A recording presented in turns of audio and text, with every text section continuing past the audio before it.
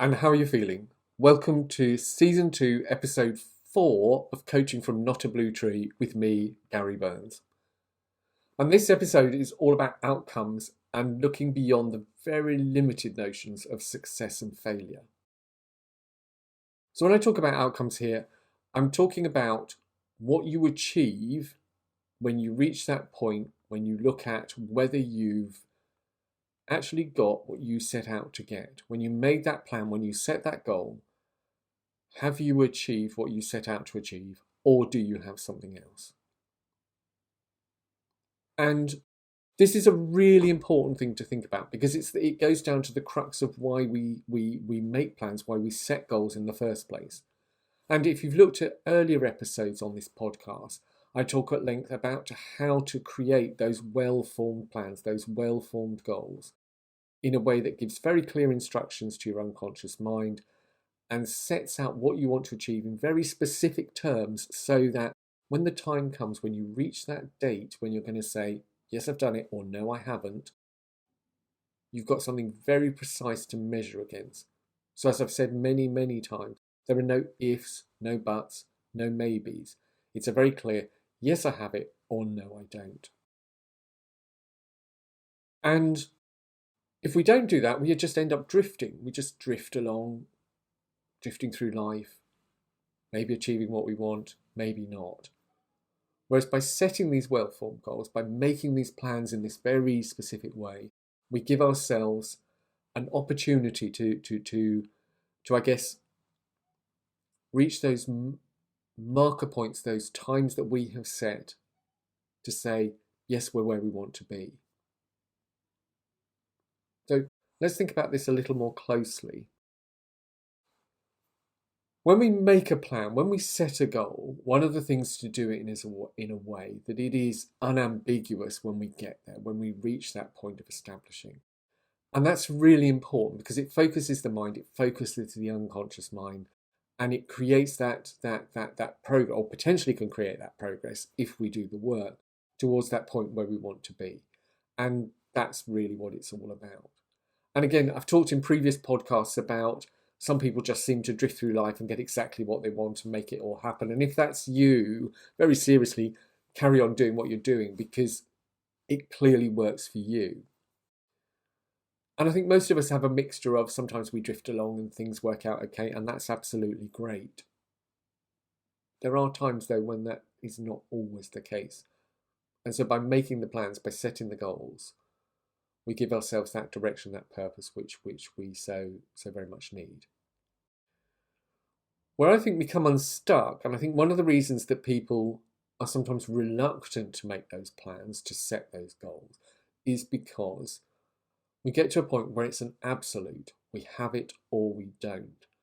And we tend to see that in very, very binary terms of success or failure. I have what I want. I don't have what I want. I did it. I didn't do it.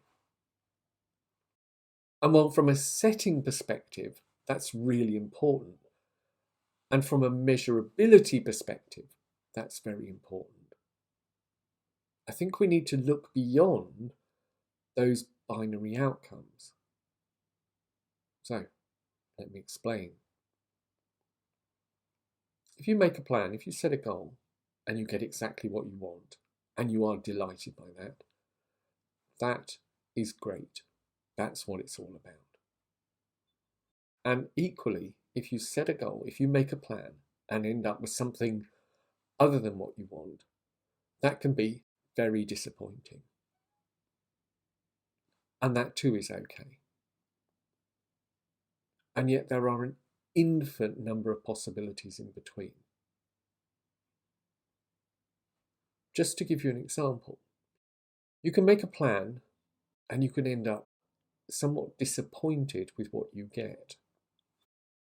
And this really struck me. Some years ago, I was in Paris, and I was only in Paris for the day, and we had enough time to go to the Louvre and see the Mona Lisa. And that wasn't part of the plan when we went to Paris, but given how the timings went, we thought we've just about got time to do it. So we went to the Louvre, we bought our tickets, we walked through the museum, it's quite a trek. And then you get to the room where the Mona Lisa is housed, And I'll be honest, I was underwhelmed. It's quite a small portrait. The room was very big. It was very busy. It just wasn't what I expected it to be. I expected a bigger wow moment, and that didn't happen. And yet I had followed the plan. I'd made the plan, I'd executed the plan, and there I was with the outcome I wanted. I was seeing the Mona Lisa, and I was disappointed. And there are other times when we work out what we want, we go and get it, we don't quite get there, and yet actually things have turned out really rather well. And I think that's equally important to recognize. Just setting the plan, making the goal in the terms of we want a very clear-cut outcome so that we can measure what we've achieved, what's got left to achieve. I think we need to think about reframing how we see that outcome.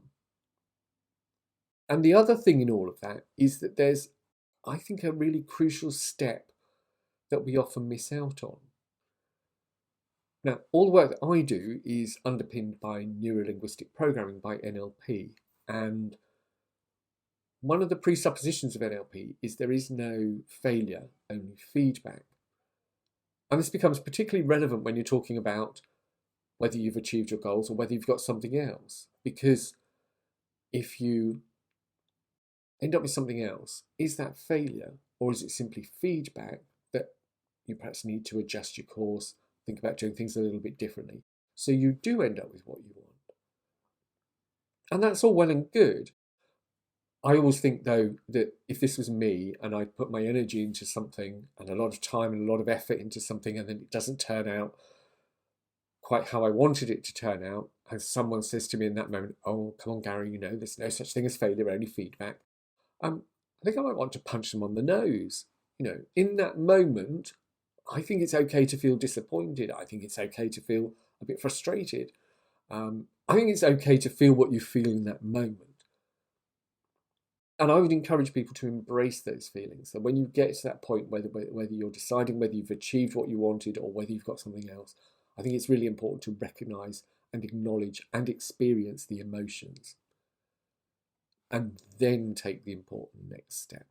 And then regroup. And then work out what you want to do next. What you want to do differently. How you want to make it happen for you. And I think that's the really important thing.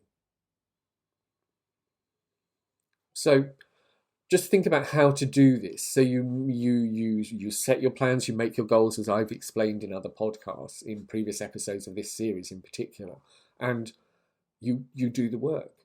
You put in the effort to make it happen. I've said again in other episodes of this particular series that it's okay to change your mind partway through. It's okay to change course. It's okay to tweak that goal, that plan. Because, of course, you're taking action, you're learning new things, and that might open, and frequently does open up, new possibilities, new opportunities. And if at that point you see something that's even better than what you originally set out to achieve, it would almost feel crazy not to pursue it. So you do the work, and then you get to that point. Because remember, when we're making these plans, when we're setting these goals, we have to give a date when we believe we will have what we want. And on that date, we have to ask ourselves the question, have we got it? Have we got something else? And that's the key. It's not about asking, have we succeeded or have we failed? Have we got it or have we failed? Have we got it or haven't we got it? Focusing on the negative. You've either got what you wanted or you have something else. Got what you wanted and you're feeling elated by it, yay, go you. And if on the other hand, you end up with something that is different from what you wanted and is equally as good, if not better, then yeah, you go you. Celebrate that, because that's really important. You put in a lot of effort. You have made changes, and you now have something which is as good as, potentially better than what you were actually aiming for. And of course, the flip side to all of that is, if you've got what you want and you're feeling disappointed, okay, recognise that you're disappointed. You've still done a lot of work, you've still put in a lot of effort, and you have still learned a lot of stuff.